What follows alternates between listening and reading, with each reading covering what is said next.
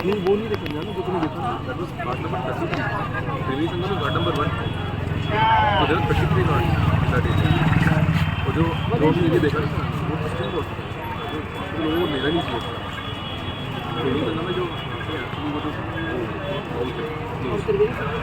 Flowing water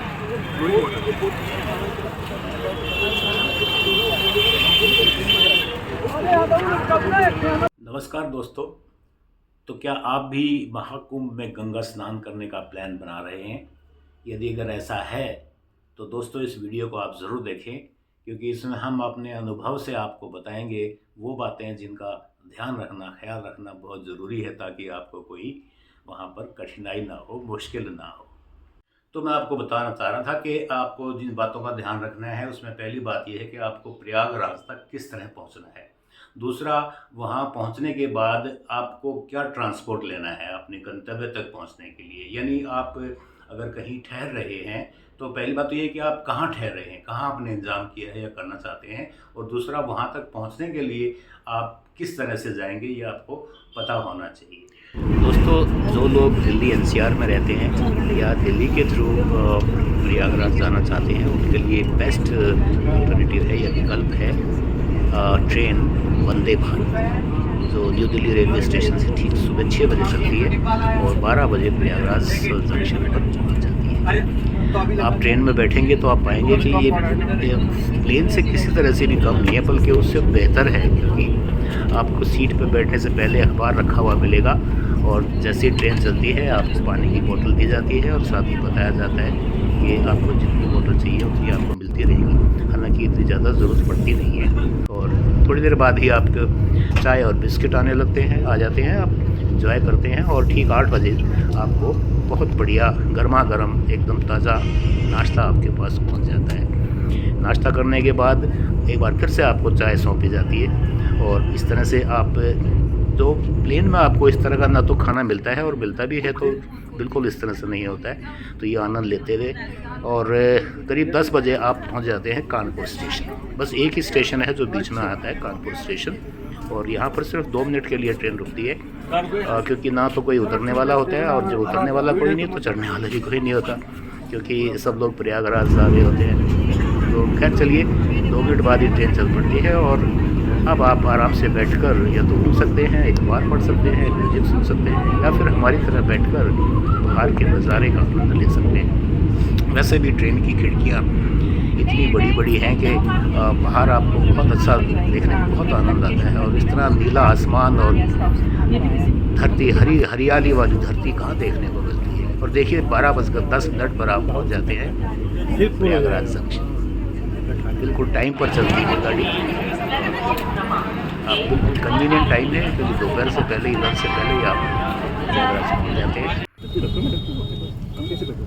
station से बाहर आने के बाद आपको थोड़ा सा नज़ारा जो है वो थोड़ा केयरटिक नज़र आएगा, क्योंकि काफ़ी भीड़ भड़का होता है और आपको कोई भी ट्रांसपोर्ट ढूंढने में आपको प्रॉब्लम हो सकती है। हालांकि यहाँ से आपको कैब मिल सकती है, आपको ई रिक्शा मिल सकती है, और एक नई चीज़ जो यहाँ पे चलती है वो है बाइक्स।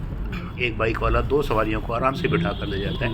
हालांकि वैसे तो वो काफ़ी लेता है, 200 से 300 रुपये वो एक बार के ले लेता है, लेकिन अधिकांश लोग क्योंकि इतना अफोर्ड नहीं कर पाएंगे, इसलिए वो पैदल ही संगम की ओर मार्च करना शुरू कर देते हैं। आपको नज़र आएगा महिलाएं, पुरुष, बुजुर्ग, सभी तरह के लोग सर पर गठड़ी उठाए संगम की तरफ जा रहे होते हैं। हमने सोच समझकर ऐसा दिन चुना था जिसमें कोई मेजर इवेंट कोई नहीं थी, ना ही किसी वीआईपी की विज़िट थी, इसलिए भीड़ थोड़ी सी कम थी। और हमारा टैक्सी वाला भी काफ़ी समझदार था, उसने मेन ट्रैफिक कंजेशन वाले रोड पर जाने के बजाय उसने एक बाईपास जैसा अल्टरनेट रूट ले लिया, जो कैंट एरिया से ऊपर जाता था। थोड़ा लंबा ज़रूर था, लेकिन आराम से वहाँ से निकलकर हम पहुँच गए थे ओल्ड यमुना ब्रिज पर। अब एक बात आती है कि आपको जाना कहाँ है। जाना वहीं है आपको जहाँ आपको ठहरना है, यानी अगर आपने बुकिंग करा रखी है तो आप उसी जगह जाना चाहेंगे।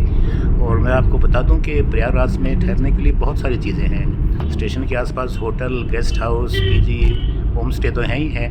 इसके अलावा टेंटेड कॉलोनी सरकार ने बना रखी है। बहुत सारे करीब कहते हैं कि 1.5 लाख के करीब टेंट लगाए गए हैं, और जिसमें सिंपल टेंट से लेकर लग्जरियस टेंट्स तक सभी तरह की वैरायटी उसमें उपलब्ध है।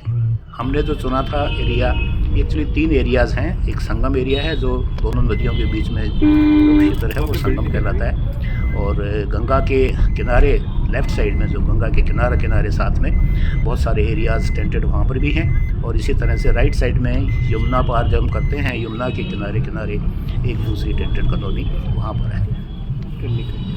लगभग 40 वर्ग किलोमीटर के एरिया को 25 सेक्टर्स में डिवाइड किया गया है, जिसमें 1 से 9 सेक्टर जो है वो संगम एरिया में हैं, और 10 से लेकर 22 तक जो सेक्टर्स हैं वो गंगा किनारे हैं, और बाकी 23, 24, 25 3 सेक्टर जो हैं वो यमुना के किनारे हैं, जिसका एरिया क्षेत्र का नाम है उसको एक सेकंड, यमुना पार के इस एरिया को नैनी एरिया कहते हैं। और यहाँ पर एक सड़क है जिसका नाम है एरेल रोड। एरेल, जी हाँ, एरेल रोड ये यमुना के साथ साथ एक तरह से कहना चाहिए समांतर, यानी कि पैरेलल आगे बढ़ती है। करीब 7-8 किलोमीटर लंबी ये सड़क है, लेकिन आगे जाकर इस पर बैरिकेड लगा दिए गए थे, इसलिए नीचे उतरकर यमुना के अंदर, जैसे कहना चाहिए यमुना प्लेन्स में से हमें रास्ता बना हुआ था। तो आप देख रहे हैं ये रेतीला रास्ता है, लेकिन कैंप में जाने के लिए और आगे जाने के लिए यही एक विकल्प है गाड़ियों के लिए। बाकी जो एरेल रोड थी उसको उन्होंने पैदल यात्रियों के लिए छोड़ा हुआ था। आप पुलिया डाक के जाएंगे, पुलिया से जाएंगे और मांदा नदी के बीच में यहाँ पर सारे टेंट लगाए गए हैं जो कि कैंप्स हैं। इसमें अलग अलग कैंप हैं, अलग अलग, कुछ सरकारी हैं, कुछ अलग संस्थाओं के हैं, कुछ एनजीओ ने लगा रखे हैं। यहाँ घाट एकदम बराबर बनाए कि आराम रूप से कुछ ऐसे लोगों ने जो धर्म कर्म में विश्वास रखते हैं, धर्म पुण्य करने में विश्वास रखते हैं, उन्होंने इस तरह की टेंट्स लगाए गए हैं जहाँ पर रुकने की सुविधाएं हैं।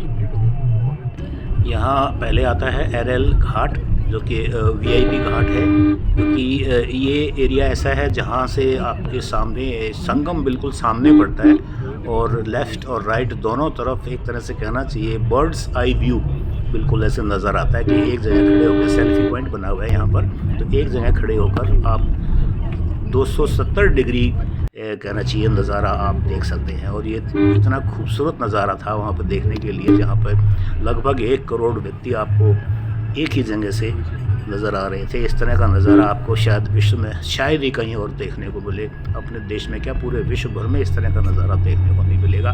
यहाँ पर एक जगह खड़े होकर आप लगभग करोड़ लोगों को एक साथ देख सकते हैं।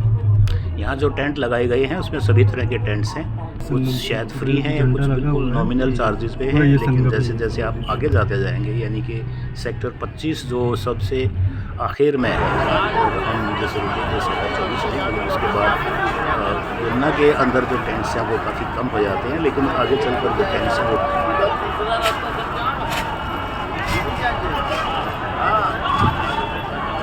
वही रास्ता सही क्लियर मिलेगा।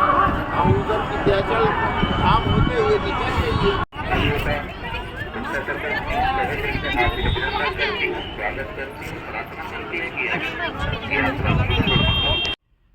टेंट की बात करें तो काफ़ी टेंट ऐसे हैं जो सरकारी हैं, या ये कहिए कि समाज सेवी संस्थाओं द्वारा लगाए गए हैं, या कई आश्रम हैं ऐसे जहाँ पर आपको लगभग फ्री में या मुफ्त में मतलब आपको टेंट मिल सकते हैं।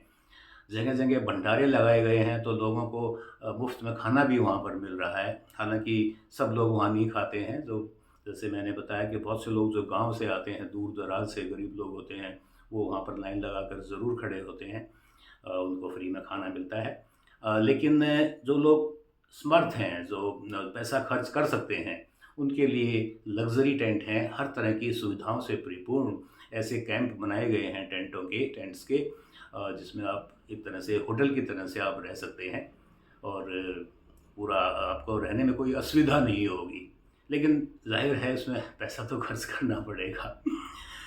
अगर मैं कहूँ कि आपको कहाँ रुकना चाहिए, तो मैं कहूँगा कि आपको यमुना पार करके जो एरिया है, नैनी एरिया कहलाता है, वहाँ पर दरअसल एक एरेल रोड कहते हैं उसको, एरेल रोड है, जो कि यमुना के राइट बैंक के साथ साथ पैरेलल आगे जाती है, करीब 7, 8 या 10 किलोमीटर लंबी वो है।